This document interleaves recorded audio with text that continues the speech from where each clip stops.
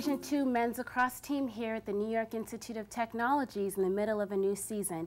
And here with me are two star players, captains and seniors Matt Sullivan and Brian Gill. Thank you for joining me. So in the middle of a new season, a new coach. How's it going?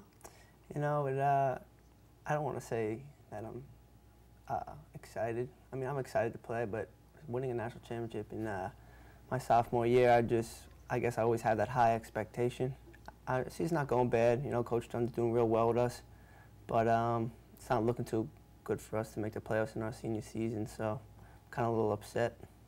And Brian, how do you feel about that? It's your last year. You want to end on top? It's tough, but I really just would like to try and teach a lesson to the younger kids because they still have some time to, you know, move forward and still obtain a championship down the road. So as long as we can try and pass off our leadership qualities to them, I feel like that would be a great lesson for them to learn.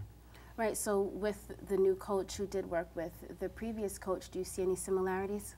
Yeah, they're Coach Dunn learned from a good man, Coach Cayley, and he's doing real well. I understand. He's probably a little nervous too, being because he's got big shoes to fill in, Coach Cayley, but he's doing real well. Right. And Brian, so where do you think the team can improve? I think overall we need to improve as a unit and start playing together. We have so much skill and talent that we just really need to mesh and bond and really come together. And I feel like that'll put us over the top and make us where we want to be. Right. And Matt, after 4 years of on the team, what do you want to leave behind to the new players, to the current players? As Brian said before, I've been a 4-year starter on the team, and I've learned a lot. I've met a lot of people, a lot of different kids, and I've seen the way certain people have ran the team as being a captain. So I just want to leave off with a good lesson, like Brian said, and just learn from, even when you lose games, just always stay up. Never put your head down, because like Coach Dunn stated before, you lose one game, you cannot make it. So just work hard, and good things are going to happen. Right. And Brian, everyone knows, you know, the NYIT men's lacrosse team. It has a name out there. What do you think has brought the name out there in the forefront where people know about it and want to be a part of the team? I think primarily it comes down to winning championships. That's the biggest thing in all sports. So after we won our 4th in 08, everybody kind of realized how big we were. And I mean, we haven't done so last year, and this year we're not sure if it's going to happen. But the whole idea is to win the championship, and that's how you get your name out there. Right, and winning the championship, you're obviously playing against some really tough teams out there. So who's really, you know, challenging you to get back on top? Well, CW Post, our neighbors down the road, they won it last year. And Lemoyne's always good. Dowling this year. Everybody comes to play us because they know that we're one of the top teams in the nation. So everyone's going to play us tough. We got a target on our back all the time. Mm-hmm.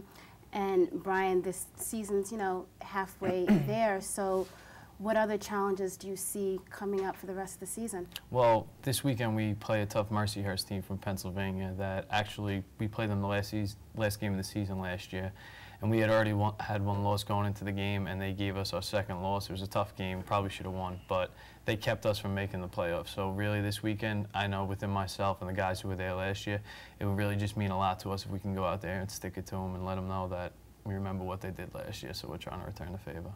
Well, and Matt, during practice, how can you keep morale up to, you know, remind the team that we have to end on top? We basically just always stay positive, whether or not something bad happens, someone does something wrong.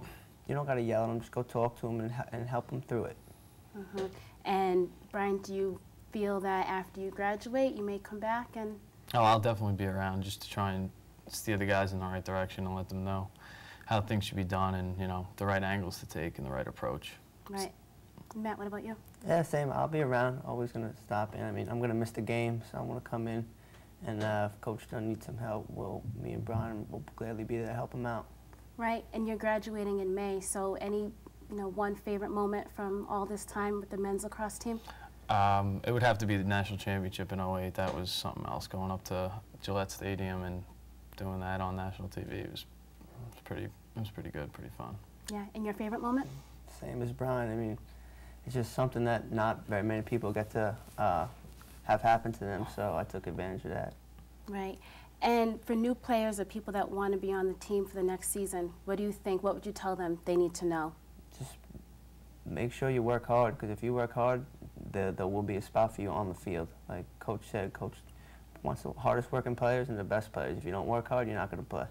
Right. Brian, what do you think? Exactly what Matt said. You play hard, good things will happen. You know, you can't take care of the big things unless you take care of all the little things first, and that's really starts with baby steps, and then you'll start running from there. Mm-hmm. And for the coach, anything that you want to say to him as you graduate this year? Well, me and Coach Dunn, we've been together for 4 years, like I said, and I was really happy when he got the job, and if he ever needs anything, he knows he can call me. Mm-hmm. And for you? Same thing. If he never needs anything, I'll always be there, and just maybe to be a little more stern on the guys, not to give too much of a leash. But you want them to, you know, retain the championship, and of course.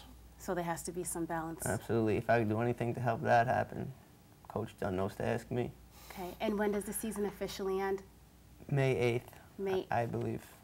That's our last game, and like we said earlier, it doesn't sound looking too good for us right now. So, but who knows? Things can happen, and we're still going to play hard because we can't afford to lose another game no matter what. So. Right. And how are you going to celebrate the end of the season? Just hang out, bond a little bit, I guess, and just thank Coach Dunn for everything that he's done, because I know he's been working day in and day out every day to try to make us win. So just pretty much thank him. So thank him and leave with a good positive message for your players that are left on the team. Absolutely. Okay. Well, there you have it, the men's Division II lacrosse team here at the New York Institute of Technology. The season ends in May, and everyone's optimistic about the future. I'm Erica IEC. Thank you. We'll catch you next time.